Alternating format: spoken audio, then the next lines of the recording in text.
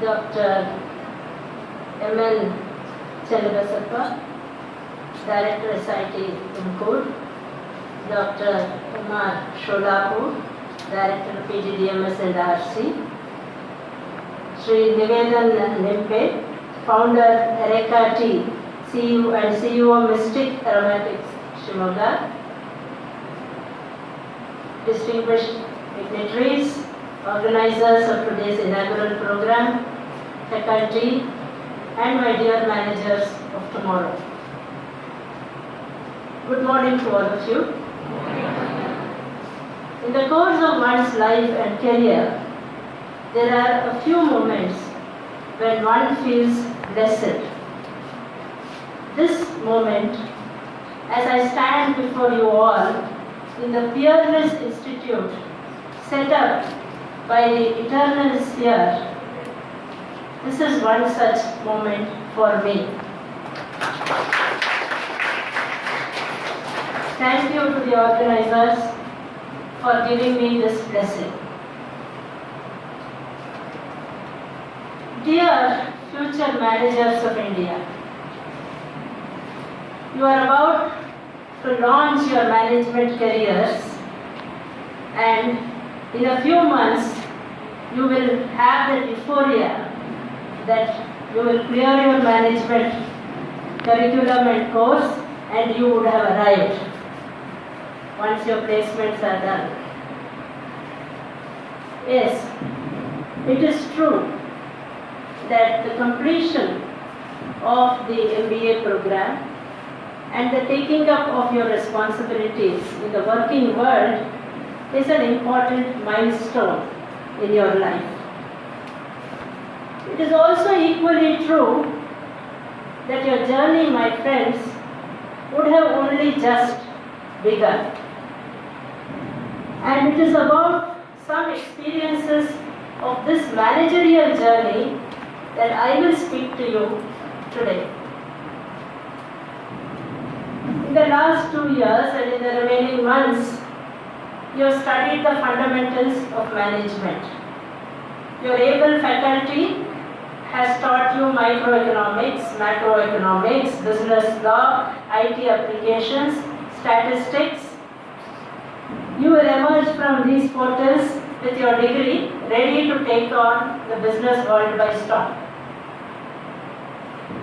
But will you really be ready? In 2019, will you just be a management graduate or a composite management professional? Today I will speak to you about some qualities that are not taught in the classroom but are essential for a fulfilling career. First, courage in decision making. Let me illustrate this with an example from my own life. Most of you would have heard of the floods that devastated Kodagu district some months ago, in the month of August 2018. At that time, I was district secretary of the Kodagu district. I was at my desk in my office in Bangalore at around 11 a.m. on the 16th of August. I was asked to leave immediately to oversee the rescue and relief operations in Kodagu. I left right then, without even time to pack, and I reached Madikeri after a somewhat risky journey. On reaching Madikeri, I began to immediately coordinate with the district administration, the army, the navy, the air force and so on to expedite the rescue operations. The prospects were bleak in the first few days. Many thousands were stranded and the rescue teams were struggling to reach them in hostile conditions. It was at that time, on the morning of 17th of August, that I was approached by JETNA, the General Thimmaiya National Academy of Adventure. This is very much a creature of government but I had never heard of them before that day. Though we were in need for manpower for rescue operations, I was always cautious about earnest volunteers who wished to help without understanding the perils of nature's fury. But something about the Jetna team inspired my confidence. I questioned them very carefully, satisfying myself regarding their skill and professionalism. Then I decided to give them a go-ahead. It was a decision fraught with risk. At that time, I had no one to consult or take advice from, nor time to postpone the decision. It was done. But Jetna surprised me. They not only participated in the rescue efforts of the Army, Navy and the Air Force, but they began to initiate rescue efforts of their own. One such rescue operation was saving a 2-month-old baby. They carried her across the angry river in Spate. This very rare happening was captured on camera. It went viral and it became inspirational both for the people of Kodagu and for an anxious public outside who were watching as to what was going on to their fellow citizens in that district. This was one example of courage in decision making. It helped to save many lives, but particularly the life of that little girl baby who was just 2 months old. Second, I will speak to you about something which you will need a lot of in the future: confidence. Many leaders have experienced the loneliness of eminence. It may appear to you very strange. We are very used to seeing powerful women and men surrounded by a lot of people, their followers, political leaders, bureaucratic leaders. But take it from me, it is an illusion. When you reach the top, you will be alone. I want to draw upon history here. Some of you may have heard of John Fitzgerald Kennedy, JFK, the charismatic 35th President of the United States.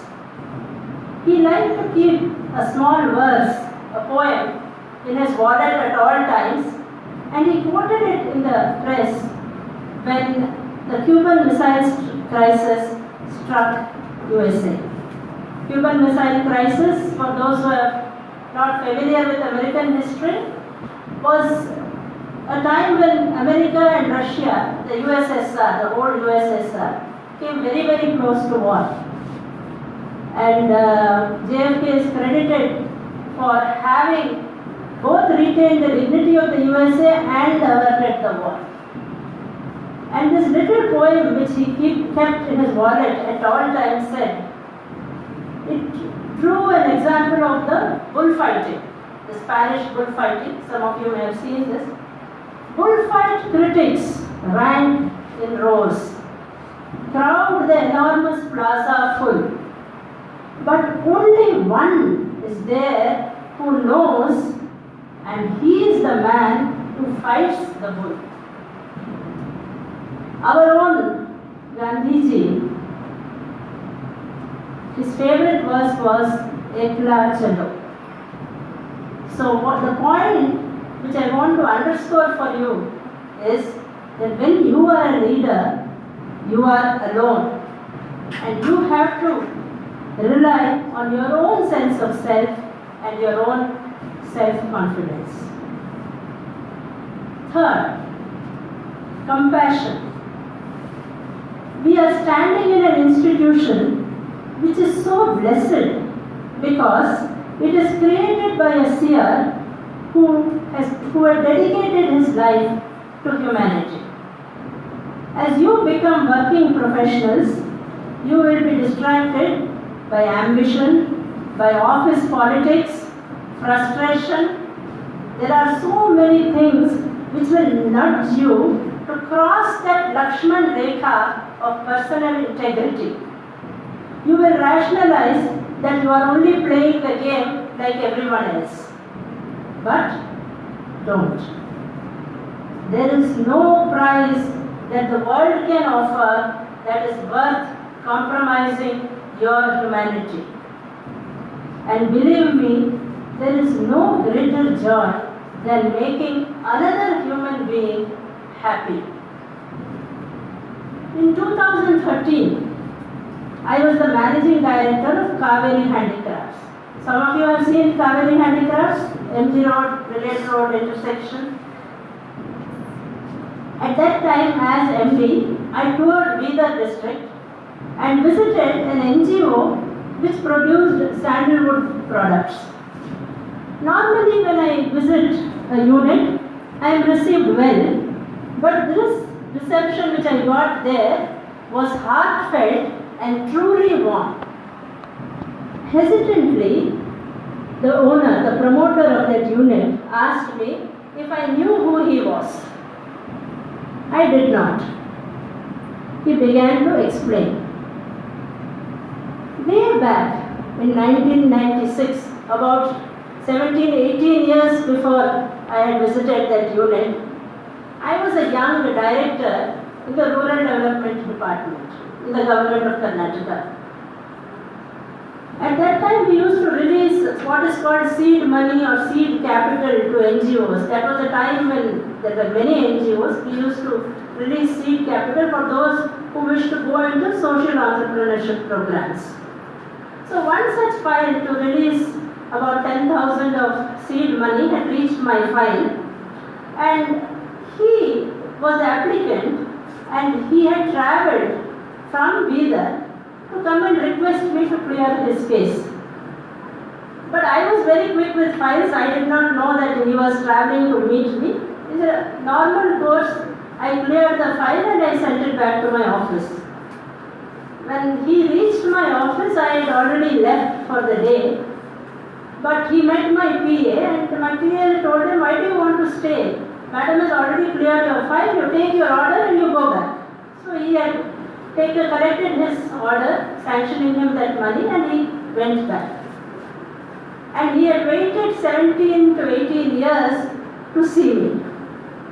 And by sheer coincidence and nothing else, I landed up 18 years later in the very unit which was functioning under the aegis of the company which I was then running. So Badeppa at that time told me that everything which you see here, Badeppa is the name of that entrepreneur, social entrepreneur, whatever you see here is because of you. And not only he had developed himself, but he had given employment to about 150 destitute women who were all very busy crafting beautiful sandalwood products. We used to supply them the sandalwood and they used to take it all the way to Bidar, sit and make decorative products, boxes, Ganesha murtis out of it. It was one of those days when I thanked God for making me an IAS officer.